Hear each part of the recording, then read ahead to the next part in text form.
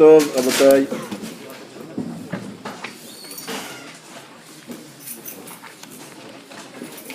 Nous voilà dans notre seconde édition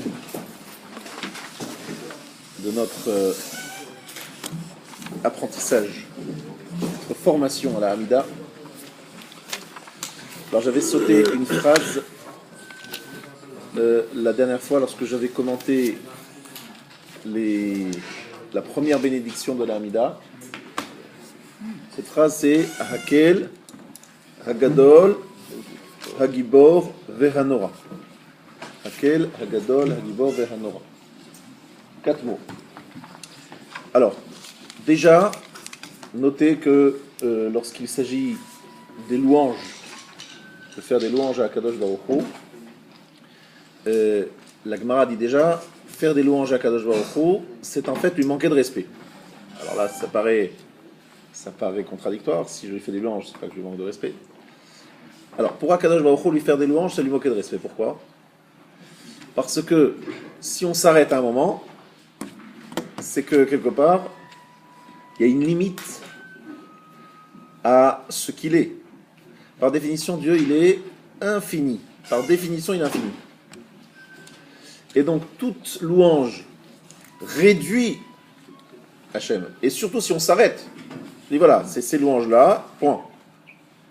Si on ne dit que cela, c'est qu'il n'est pas plus. Et ça, c'est réduire la grandeur d'Akadosh Baruch Hu. Chez Akadosh Baruch Hu, c'est une forme de réduction de sa grandeur.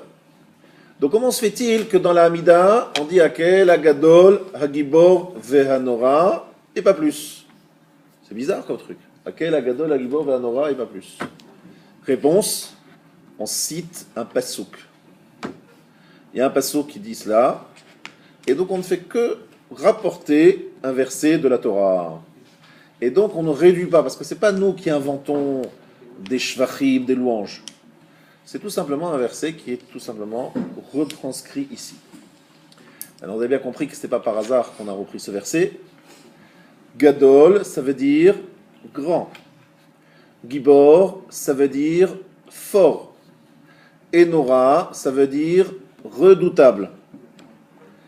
C'est quoi ces 3 mots? Grand, fort, redoutable. La Gemara nous explique que grand égale Baal Chesed, Midat Chesed. Gibor, Midat Gevura. Et ensuite, Nora, c'est Midat Tiferet. Alors j'explique en des mots plus proches de nous. Gadol, grand, dans quel sens la grandeur? C'est très large, la grandeur ça veut tout dire, ça veut rien dire. Donc on explique que grand dans ce sens-là, c'est qu'il est généreux. En fait, grand dans le sens où il a des moyens, il peut beaucoup donner, il peut beaucoup offrir, il peut beaucoup distribuer. Ça, c'est la grandeur, Gadol. Gvura, c'est Ezeo Gibor Hakovesh et Titzro, c'est maîtriser son Yetzirah, maîtriser sa colère, maîtriser ses pulsions. D'accord ? Ça, c'est Gibor. Et Nora, c'est redoutable, ça veut dire que, en fait, donc on a bien compris, la générosité, on a compris ce que c'est. Gvura, c'est réduire, c'est-à-dire, alors, et c'est maîtriser quoi? Kadosh Baruch Hu, il a maîtrisé quoi? Ça veut dire Kadosh Baruch Hu, il doit maîtriser ses pulsions.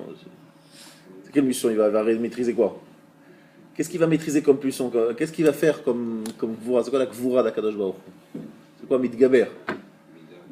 De ne pas s'énerver peut-être sur... parce qu'on voilà, première bonne réponse, c'est que c'est maîtriser sa colère. Alors, maîtriser sa colère, c'est pas que la colère, elle le déborde, c'est qu'il décide de se mettre en colère, mais d'une façon très mesurée, et qu'il arrive, entre guillemets, à installer dans le monde une certaine midatadine sans aller trop loin. Mais surtout et avant tout, vous aura l'explication simple, sans aller trop loin, ça veut dire qu'il, comme à Yitzhak Avinu, pour pouvoir continuer à être Baal Chesed, être généreux, il faut de temps en temps dire non. Je vais prendre un exemple très simple. Vous dites à votre fils toujours oui dès qu'il demande quelque chose. Dis-moi, je suis Baal Chesed, je donne. Vous dites oui, oui, oui, oui. Et à la fin, vous le savez très bien qu'est-ce qui va se passer. Ça n'a plus de valeur, votre oui. Parce que vous dites toujours oui. Donc votre fils, il ne sait pas ce que ça veut dire non. Donc pour lui, le oui n'est pas un oui, c'est un dû. C'est pas que vous avez décidé de dire oui. Vous pouvez de manière pas dire autre chose que dire oui. Donc c'est pas un oui. Pour que le oui reste oui, pour que le chesed, la générosité, soit une générosité, il faut que de temps en temps il y a un non, et des fois c'est oui. Donc la gvura, c'est pas réduire dans le sens contraire, c'est pérenniser la chesed. En donnant d'abord des kélim, en mettant ça dans des choses bien encadrées, en organisant cela. Ça c'est la dimension de gevura. Alors, j'ai un peu honte de moi-même, je vous dis très franchement, parce que je vous dis, définir Gvura en 3 secondes, comme ça, c'est honteux, quoi. Je vous dis la vérité, c'est honteux. Mais je ne sais pas si dans la Hamida, vous êtes obligé de faire une grande déballage philosophique sur la profondeur de ce que c'est la Gdoula, la Gvura. Je crois savoir, d'après ce que j'ai compris en lisant les textes, même si vous restez au Pshat, qu'elles sont simples, c'est suffisant pour la Hamida. Vous n'êtes pas obligé de refaire une dissertation dans votre tête. Après, le jour où vous serez peut-être plus avancé encore, ce sera peut-être autre chose à faire. Mais pour l'instant, on va rester là. Gadol, c'est Chesed. Gvura, c'est Midatadin, réduction, maîtrise, etc. Et puis Nora, je termine, est redoutable. Le Rav Shapira qui m'a expliqué un exemple. Il y a quelqu'un que j'admire, mais j'en ai peur. Exemple, vous avez peur de rentrer chez le Rav Steinman, c'est un Gadol, mais vous voulez y aller quand même. Vous êtes un peu maso. Vous voulez y aller, puis lorsque vous commencez à être devant lui, vous dites j'ai envie de partir. Bon, alors vous voulez venir ou pas venir? Partez. Non, je suis admiratif, je suis attiré, donc je vais, et puis après je recule. Puis après je dis bon, il faut que je revienne. Je reviens, puis après je recule. Ça c'est Nora. Redoutable, c'est pas redoutable qui fait peur, non. C'est quelque chose de grand, de très, voilà, c'est kavod en fait, c'est quelque chose de très très kavod, le choubad, quelque chose qui mérite de l'honneur, d'accord, que tu veux honorer, mais quelque part on a tellement peur de manquer de respect qu'on prend du recul. Donc ça c'est les 3 dimensions, Gadol, Gibor, Venora, c'est Avraham, et Yitzhak et Yaakov. Et pourquoi je reviens là-dessus, c'est parce que c'est pour expliquer les 3 brachot, première brachot de la Hamida. La première beracha c'est Magen Avraham, c'est Gadol principalement. La deuxième, c'est Atagibor, c'est Gvura, c'est Yitzhak.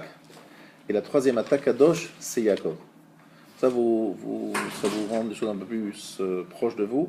Ça veut dire que vous verrez que la deuxième baracha commence par Atagibor, donc Gvura, si on revient sur la notion de Gibor. Et Kadosh est lié à Nora. Je suis désolé, mais ça, il faudrait que j'explique longuement pour expliquer pourquoi la Kedusha, c'est-à-dire la sainteté, la consécration, est liée à Nora et pourquoi quel est vraiment le lien. C'est vrai que ça demanderait beaucoup de temps, mais je ne sais pas si dans le cadre de ce cours, c'est vraiment ce que vous avez besoin de savoir. Juste, c'est pour vous donner la structure. Et le mot Hakel, Aleph Lamed, c'est un nom de Dieu qui est le nom de Dieu de la miséricorde. Donc Hakel, et après il est répété 2 fois. Hakel, Hagadol, Hagibor, Ve'hanora, et c'est écrit Kel Elyon. Donc 2 fois le mot Kel, Aleph Lamed. À 2 reprises il est dit. Hakel, Hagadol, Hagibor, Ve'hanora, Kel Elyon. Vous avez fait attention à ça que le Kel il est écrit 2 fois? C'est des fois on lit tellement vite qu'on ne se rend même pas compte de ce qui est écrit. 2 fois le mot Kel, c'est quand même étonnant. 2 fois, à 4 mots d'intervalle. C'est quoi 2 fois Kel? Et c'est quoi Kel? Kel, c'est la générosité. Seulement il y a Hakel, Hagadol, Hagibor, Ve'hanora, et il y a Kel Elyon. Elyon, ça veut dire quoi? Suprême. Au-dessus, suprême. C'est quoi cette histoire? C'est plus dans le Passouk. C'est plus dans le Passouk. Alors en fait, Rabotai, il y a d'autres psukim, c'est pas le problème, 3 des psukim. Mais ce que je veux dire, c'est il faudrait étudier le Ramchal. J'ai eu le Srout il y a quelques années, malheureusement ça commence à faire chiffrer. Le Rav Chaim Shifrinader qui a écrit le Siftei Chaim nous a expliqué son livre Dat Vunot, c'est le Ramchal qui l'a écrit, et lui il a ressorti, retravaillé, et lorsqu'il est niftar, parce que lorsque je suis arrivé à la yeshiva, j'ai eu le Srout de l'écouter quelques temps, puis après il est niftar. Donc j'ai écouté son gendre, qui a continué à expliquer ce que disait son beau-père, le Rav Chaim Shifrinader, donc auteur du Siftei Chaim, et il nous a expliqué que le Ramchal disait qu'il y a 2 Hanhagot, Hanagat HaYichud, Hanagat HaMishpat. Vous trouverez ça dans Dat Vunot. Je traduis ça dans des mots très simples. J'ai une école, on va prendre un exemple très simple. On a une école, on a des règles, des principes assez rigoureux, enfin on espère. Peut-être pas, peut-être oui, on ne sait pas. En tout cas, on essaie de mettre des principes rigoureux. Donc il y a un élève qui fait une faute, qu'est-ce qui se passe? On regarde le règlement. Monsieur, c'est écrit dans le règlement, vous faites cette faute-là, vous êtes renvoyé 3 jours. Renvoyé 3 jours. Ça c'est Hanagat HaMishpat. Justice, rigueur. La Torah dit, tu as fait cette avéra, tu prends ça. Bon, très bien. Le problème à Botaï, c'est que si on n'avait que ça, je vous dis franchement, on aurait de quoi être très très très très très soucieux sur l'avenir du peuple juif.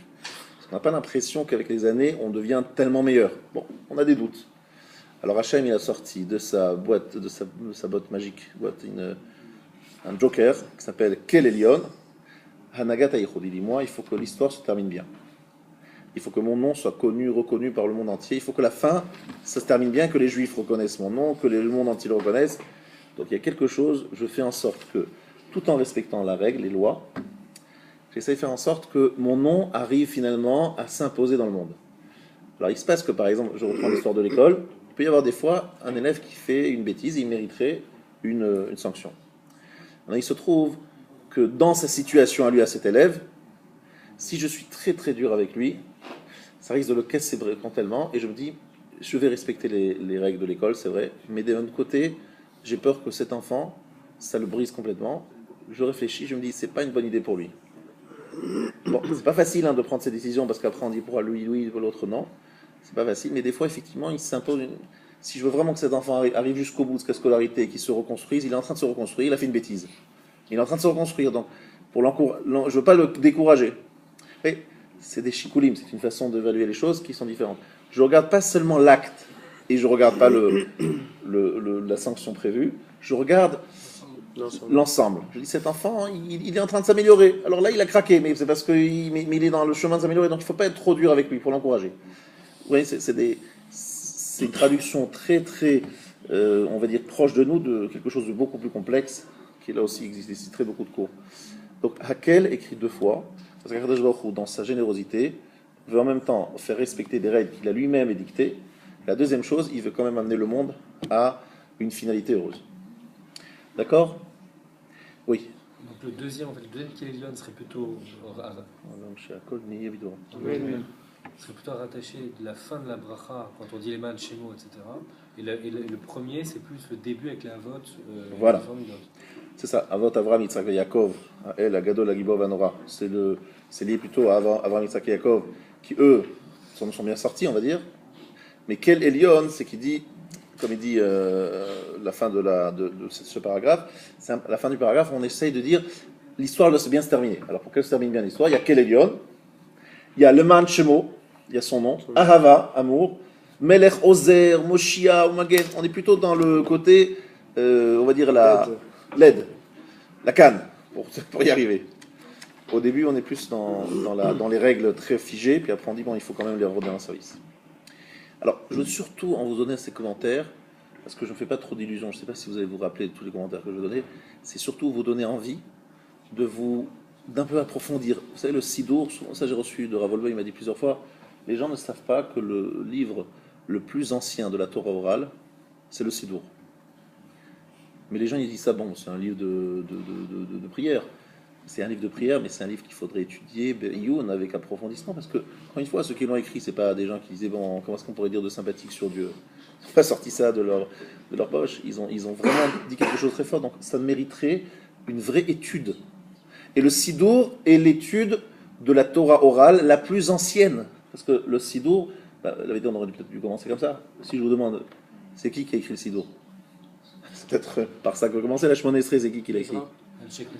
Ezra, Anshek Knesset Agdola, donc 2 bonnes réponses. Ezra, c'est le patron de Anshek Knesset Agdola, c'est le chef. Donc c'est vrai. Ezra et Anshek Knesset Agdola, c'est quelle période ? Alexandre le Grand. Non, un petit peu avant, parce qu'Alexandre le Grand, c'est le jour où il est mort, Ezra. Donc c'est un petit peu avant. Donc on est plutôt, on va dire, entre les 2 temples et le début du second temple. Donc fin de l'exil, Babylone. Début de la construction du deuxième temple, c'est là que la prière de la Shemona Esrei a été organisée. Est-ce que ça veut dire qu'avant ils ne priaient pas, messieurs ? D'ailleurs, c'est intéressant. Oui, ils priaient. Et qu'est-ce qu'ils disaient avant ? Ce qu'ils voulaient. C'est en fait, les gens disaient des bénédictions, des gens en priaient, mais ils priaient avec leurs mots, leurs sentiments, etc. Ça a été organisé, ça a été formaté par les gens de la Grande Assemblée, fin de l'exil babylonien, début du second temple. Est-ce que ça c'est clair ? Alors, il n'y avait pas de minyan avant. On semble qu'il y avait des offices. Est-ce qu'il y avait la notion du minyan avant ? J'ai pas de preuve là-dessus. C'est très possible qu'il n'en ait pas eu. Comment ils pouvaient prier en groupe s'ils avaient chacun leur propre mot ? on peut imaginer que chacun, au même moment, on dit qu'on va faire une prière ensemble. Alors on se tait tous, chacun parle avec ses mots. Ça peut s'imaginer. Donc on peut avoir un nom minyan, mais c'est vrai que le minyan, dans sa sens le plus abouti, c'est de dire chacun les mêmes mots, de penser aux mêmes mots au même moment. Mais on aurait pu imaginer que c'est bon. Il y avait les philosophie dans la journée. Oui, parce que c'est écrit que c'est c'est Abraham, Yitzhak et Yaakov qui les ont instaurés, que c'est par rapport au Korban Tamid. Donc ça existait avant, mais on va dire que c'était pas organisé comme là aujourd'hui. Et c'est eux qui ont écrit les Ashkenazim, Sfaradim. Ah non, alors là, attention, ne vous trompez pas. C'était un seul sidour. Il n'y avait pas Ashkenaz, Sfard, etc. C'est apparu avec le Harizal. Le Harizal, c'est au XVIIe siècle, et donc XVIe siècle, pardon. 16e siècle, le Harizal, il a effectivement fait apparaître des différences. Il y avait déjà des différences un petit peu avant. Ça, c'est beaucoup plus accentué avec le Harizal. Et donc, les différences sont plus tardives. Mais aussi, on a aujourd'hui la Shemona Esrei de l'époque. La Shemona Esrei d'époque, non. On ne sait pas exactement comment il faisait. Alors, on y va. Parce que le Harizal, il a révélé que c'est comme ça qu'il faisait lui. D'après lui. Bon. Maintenant, ça c'est pour la partie un petit peu de commentaires. Je vais maintenant passer à la partie purement halakha, d'accord. La partie halakha, nous allons l'accentuer, donc l'orienter aujourd'hui, évidemment sur la Shemona Esrei, mais différents préparatifs avant la prière. Alors, je vais ici m'inspirer des chapitres 89 et 90, Pétet et Tzadik. Nous avions déjà la dernière fois commencé à parler de l'horaire. D'accord. On a compris que Spediavad, si on le faisait après Alot HaShachar, après l'aube, c'était valable. C'était pas l'idéal, mais on a dit que l'aube, ça pouvait être valable. Et a priori, l'horaire idéal, c'est le lever du soleil. De faire avant, c'est toujours Bediavad, c'est-à-dire une solution de deuxième main, voilà, c'est pas l'idéal. Maintenant, s'il doit partir, il doit aller en voyage, ça devient les Katrila. Je m'explique. Si en partant, il va partir en voyage, et lorsqu'il va partir en voyage, il va devoir faire cette prière dans des conditions complexes. Il ne pourra pas prier tranquillement. Dans ce cas-là, les Katrila, a priori, il faut le faire après l'aube. Vous comprenez? C'est assez spécial comme halakha. On te dit, l'aube, c'est pas l'idéal. Hein? C'est pas l'idéal. Mais par contre, si vous allez en voyage, il faut faire après l'aube. Évidemment, si pendant le voyage, vous ne pourrez pas faire la prière tranquillement. Si vous voulez faire tranquillement, en fait, il vaut mieux attendre. Mais vous serez perturbé, vous avez le staff de votre boîte qui voyage avec vous et qui ne va pas vous quitter des yeux pendant toute la période où vous serez dans l'avion, dans le train. C'est vrai que ça risque d'être compliqué de sortir des talités de filines et de commencer à faire la Hamida en faisant les criottes, en vous prosternant 4 fois. Ça risque de poser des petits problèmes, surtout en vous-même, parce et peut-être aussi pour votre avenir dans votre boîte. Donc, c'est vrai qu'il risque d'ailleurs de penser que vous êtes un salafiste, un djihadiste, voilà, on ne sait jamais. Donc, si je pense qu'après je n'aurai pas des bonnes conditions, a priori je le fais après l'aube. Vous voyez ce que je veux dire? C'est comme ça qu'il faut voir les choses. Mais sinon, il vaut mieux le faire après, au moment du lever du soleil. Alors, deuxième problème, s'il va devoir faire la prière assis, il pourra la faire tranquille, mais assis. Là encore, le Shulchan Aruch dit il vaut mieux le faire après l'aube, debout, qu'après assis. Debout après l'aube, que assis après le lever du soleil. Et on parle de quelqu'un qui sera dans un avion, donc il ne pourra pas se lever, et il sera obligé de le faire assis. Bien. Il n'y a aucun cas où on permet de le faire avant.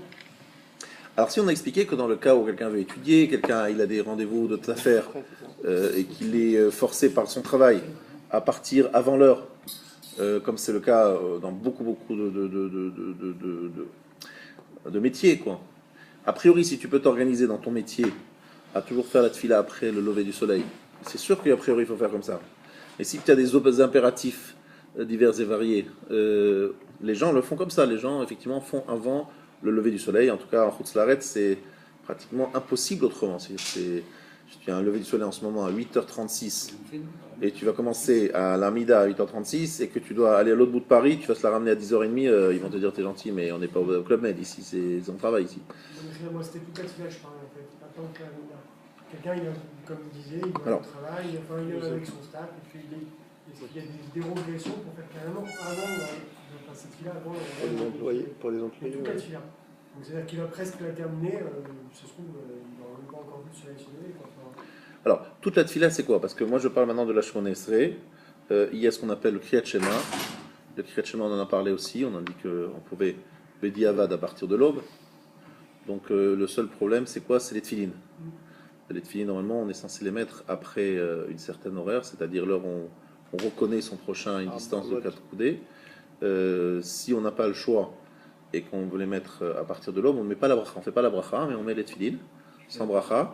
Maintenant, l'idéal, c'est que tu les gardes jusqu'au moment où l'heure que je viens de parler, c'est-à-dire l'heure où on reconnaît, et à ce moment-là, tu fais la bracha. D'accord? Vous les mettez à une écran, là? On peut la mettre avant, mais on fait la bracha plus tard. D'accord? Mais après l'aube, on parle après l'aube. On parle toujours après l'aube. Voilà, on fait la bracha après. Voilà ce qu'on avait expliqué. Donc, si vraiment tu penses que même les tefilines, tu ne pourras pas les mettre avant ça, il ne faudra pas faire la bracha, il faudra les remettre après, même après l'office, même au milieu de la journée, avec la bracha. D'accord? Mais encore une fois, dans le monde du travail, je sais bien qu'il y a des fois des impératifs qui font qu'on est obligé de partir très tôt, et donc on n'a pas le choix de faire la fila très tôt. Il n'y a pas de souci, c'est prévu dans la halakha. Dans un cas où je suis Bediavad, je n'ai pas le choix, je suis pris par les impératifs. Ah, vous avez dit, c'est mieux de faire debout avant le lever du soleil qu'après assis. Voilà, exactement.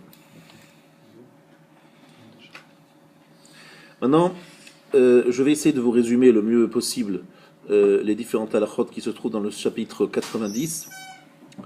Il y a un problème de l'Eitpalel Me'achore Bet HaKnesset.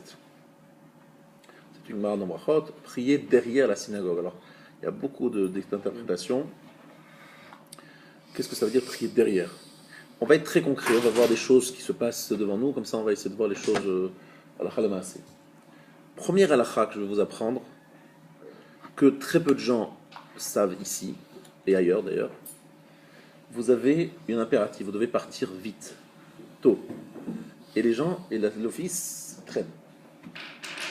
Est-ce que vous avez le droit, dans la salle où les gens prient, de faire votre amida avant les autres? C'est assaut, c'est interdit. Même si vous avez les meilleurs impératifs du monde, même si c'est vraiment un besoin, vous avez un devoir absolu de partir avant l'heure. Mais de partir, c'est-à-dire de faire la tfila, alors qu'il y a un minyan, ils vont arriver là-bas. Mais moi, je fais ma prière dans mon coin. Avant, c'est assaut. En fait, il faut le faire ailleurs, voilà. Si on le fait dans une autre salle, on peut le faire à la maison, d'accord? Mais on ne le fait pas dans la synagogue, parce que ça montre une certaine... On sait pourquoi, mais en vérité, c'est un mépris pour le minyan.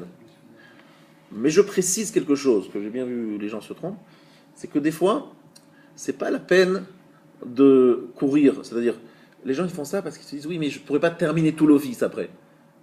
Si par exemple, en attendant le minyan, en ce moment c'est 8h36 l'amida, donc on va dire à 8h40, 45, vous avez fini votre amida. Et qu'en partant à 9h moins le quart, vous êtes bon.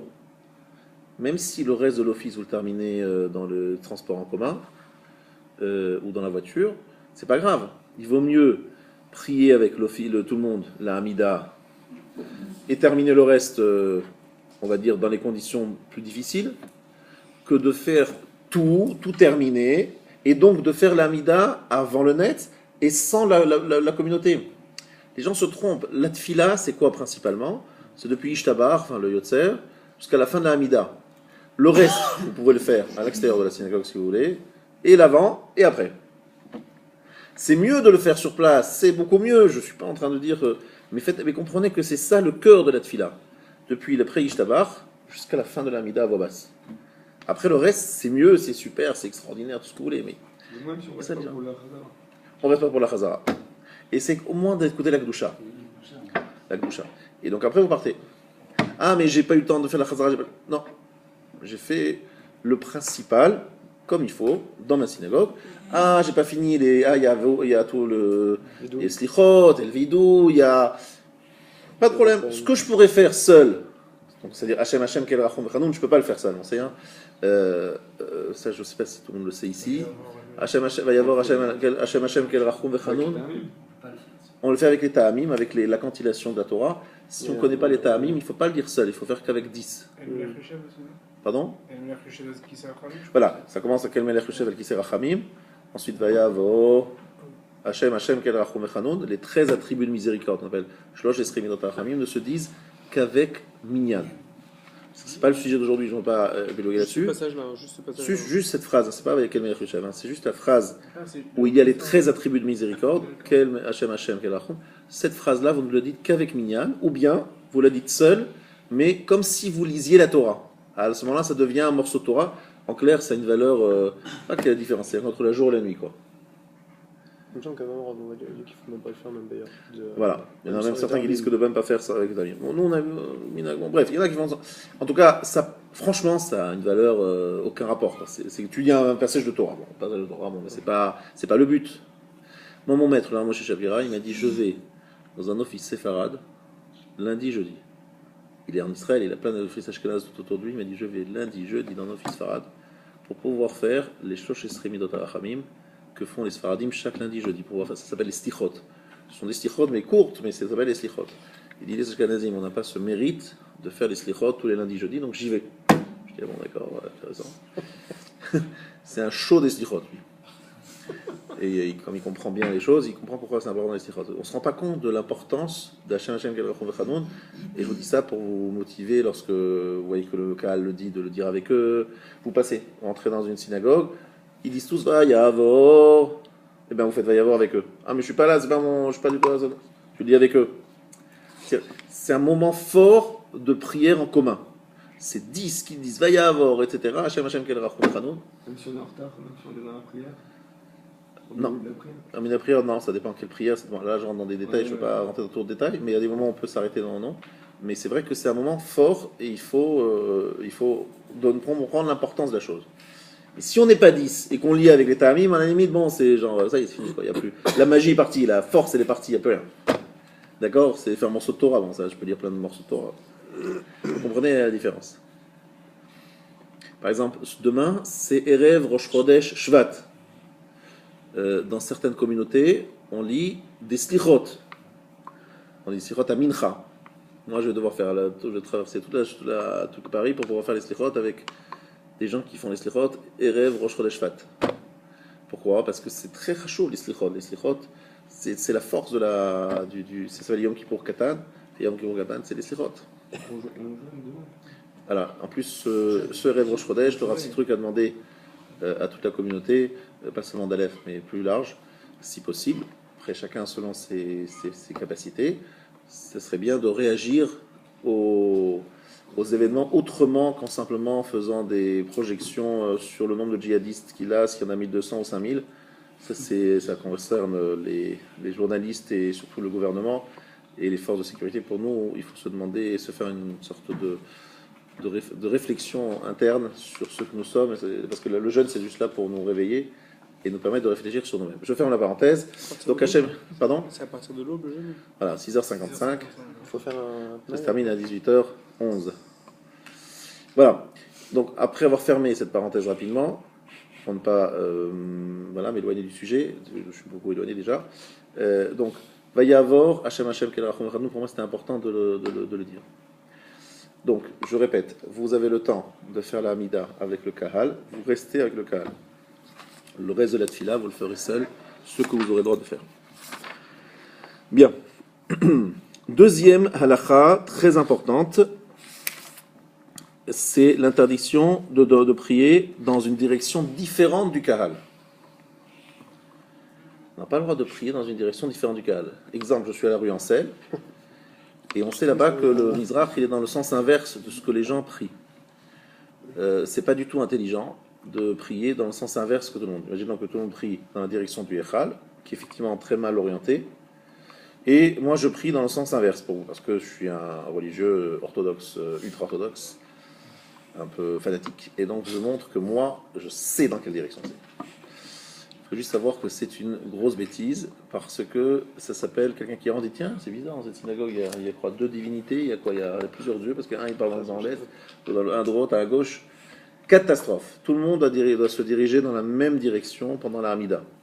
Ça ne justifie pas, ce problème-là ne justifie pas de faire chacun sa petite popote.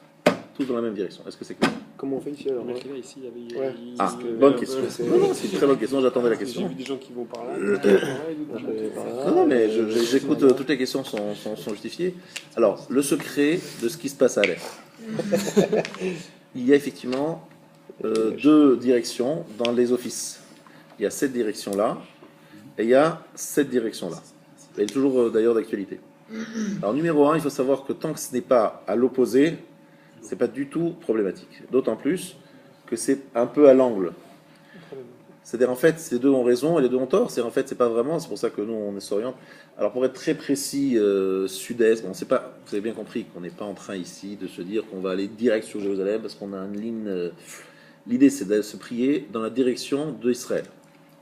C'est pas facile de viser lorsque vous êtes en plein Paris la direction précise d'Israël, d'accord? On n'est pas avec une carte ou bien un GPS en train de faire machin, se mettre une orientation, etc. Voilà. Alors le mot Mizrach, il trompe, parce que Mizrach, ça veut dire l'Est. Mais est-ce qu'il faut prier automatiquement vers l'Est? Non. Ça dépend où je suis. Si par exemple je me trouve en Syrie, bien entouré, et que je veux prier vers Israël, si je vais vers l'Est, je suis plutôt vers la Chine, quoi. Donc, Non, mais il serait injuste. lorsque je suis en Syrie, je prie vers le sud. En Syrie. Syrie, c'est au nord de Jérusalem, Israël, je crois savoir. Bon, en tout cas, sud-ouest, n'est-ce pas? Je vais aller à Alep. Ensuite, je me trouve évidemment dans d'autres pays, en Japon. Japon, il faut aussi revoir un petit peu la direction. C'est-à-dire que c'est pas l'est, toujours l'est dans le sens est, c'est direction Israël. Donc ici, l'est, c'est pas vraiment l'est, c'est sud-est, c'est plutôt vers Ça sud-est. calcule, hein, ça va, hein. Voilà. Tout le monde est là. C'est une des Voilà. qui faisait calcul, Et donc, que suivant nous la dit géolocalisation. notre appareil extrêmement sophistiqué sur iPhone? Il dit, C'est ici. comme Israël, c'est par là, et plus par là que par là. Ouais. Voilà. Plus par là que par là. Maintenant, attention, si vous vous trouvez dans une synagogue, comme c'est le cas ici, où les gens prient plutôt par là, si vous mettez complètement en truc, c'est pas bon non plus. Alors, c'est pas le issour que j'ai dit, parce que moi j'ai dit que c'était lorsque c'était opposé. Alors, c'est pas vraiment opposé, mais c'est pas intelligent non plus de faire genre, moi, je fais. Il faut regarder quand même une proximité avec le Kaal, sachant Je prends mes que, Rabotai, il y a un principe qui dit celui qui veut devenir riche il faut se tourner. doit se tourner vers le nord. Et celui qui veut devenir intelligent, Tu vois? Chacham, il doit se tourner vers le sud. C'est quoi le nord et le sud? Est-ce que quelqu'un sait? C'est décalé à gauche ou à droite du Mizrach. Suivant le Mizrach, c'est gauche et droite. Bravo, bravo. Dans le Mishkan, vous vous rappelez le tabernacle? Il y avait le Kodesh à Kodashim, c'est lui évidemment l'endroit où la Shekhinah est installée.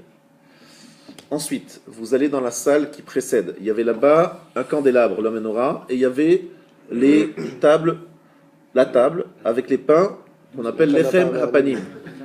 Lechem hapanim, ça symbolise quoi? Ça symbolise d'abord le bien-être matériel, la richesse, le bien-être, etc. C'est le pain, la nourriture. La menorah, les lumières, c'est plutôt la chokhmah, la sagesse. Donc quelqu'un qui se tourne vers le nord, parce que la menorah se trouvait au sud et les pains au nord. Donc je me trouve vers le Mizrach. Alors pas que je tourne totalement, juste j'oriente un petit peu vers le nord ou un petit peu vers le sud. Je suis toujours vers l'est, hein, mais un petit peu orienté vers sud-est ou un peu vers nord-est. Mais c'est tout petit, un petit quelque chose. Ça dépend de ce que je cherche. Si je veux la chokhmah, donc je dois diriger vers la menorah, donc c'est plutôt vers le sud. Et si je veux la richesse, c'est plus vers le nord, donc c'est les pains. Vous comprenez? Donc c'est quelque chose qui est écrit dans la halacha, c'est rapporté dans plusieurs textes. Celui qui a rotse l'arkim yetspin, celui qui veut venir chacham, qui va y vers le nord. A rotse, non pardon l'inverse. A rotse, c'est la shir, celui qui veut devenir riche, qui a yetspin, qui aille vers le nord. Rotse l'arkim yadrim, celui qui veut venir chacham, qui aille vers le sud. Donc on peut un peu orienter, c'est pas grave qu'il y ait des gens qui soient juste vers l'est et certains un petit peu plus. Ça c'est pas grave. Ce qui m'embête, c'est lorsque c'est vraiment très marqué la la différence. Donc, restons dans la même direction, messieurs. Donc, pendant l'office, ce que je conseille, c'est pendant la Shemona Esrei, de garder une certaine direction qui n'est pas. Je ne tourne pas le dos, évidemment, au Echal, juste on est un petit peu dans l'angle. Voilà, sans trop exagérer le diagonal, d'accord? Est-ce que, Non. est-ce que cette même halakha s'applique pour, par exemple, par rapport au minag, des minagim, quand on fait la prière debout ou assis? Je donne l'exemple de la khadodi, il est utilisé, on a l'habitude de le faire debout. Oui. Si on est dans un office marocain ou algérien, tout le monde est assis. Si on se met debout, est-ce que c'est la même chose que... Oui, moi je déconseille, alors il y a plusieurs shades dedans, il faut essayer de faire ce que tout le monde fait, d'accord, de ne pas se démarquer du tzibur. Voilà. Lo titgo dedou, ne faites pas des groupes. Faites ce que le Kaal fait, même si vous avez un autre minag et que vous le ferez autrement si vous étiez dans un autre office. Donc, est-ce que c'est clair déjà? On a comment avancer un peu. Maintenant, quelqu'un qui se trouve à l'extérieur de la synagogue, il veut prier dans la petite cour qui est devant. Alors, dans quelle direction il va lui? Est-ce qu'il peut, par exemple, donner le dos au Echal? Comment il fait? Voilà, quelqu'un qui veut prier là-bas. Parce que, comme je l'ai expliqué, on n'a pas le droit de prier ici si on veut avancer plus vite. Donc lui, il va aller plus vite, il veut sortir pour pouvoir prier la prière avant les autres. Il va prier dans la vraie direction. Il reste dans la même direction que Il reste dans la même direction que le Kaal. Ce qui serait embêtant, c'est qu'il y a quelqu'un qui... parce que le vrai sujet ici, que vous comprenez de quoi on parle, c'est qu'il y a eu, pendant l'époque du Beth Amikdash, premier, des gens qui volontairement tournaient le dos ils allaient au Beth Amikdash pour prier, mais ils montraient le dos. Achorehem le Echal Hashem. C'est leur partie arrière était dirigée vers Hashem, juste pour l'achis, pour énerver, pour dire moi je fais pas comme les autres, je veux pas Hashem.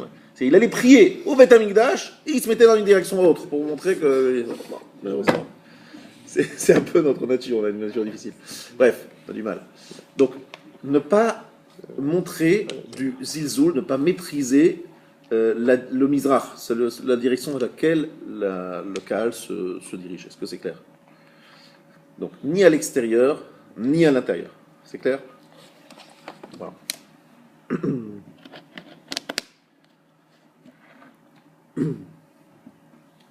Maintenant, ça c'est vrai que s'il est dans un endroit qui est appelé à l'extérieur du Beth Knesset, mais si quelqu'un est dans une maison qui jouxte le Beth Midrash, ou le Beth Knesset, c'est autre chose. On comprend que c'est une autre entité.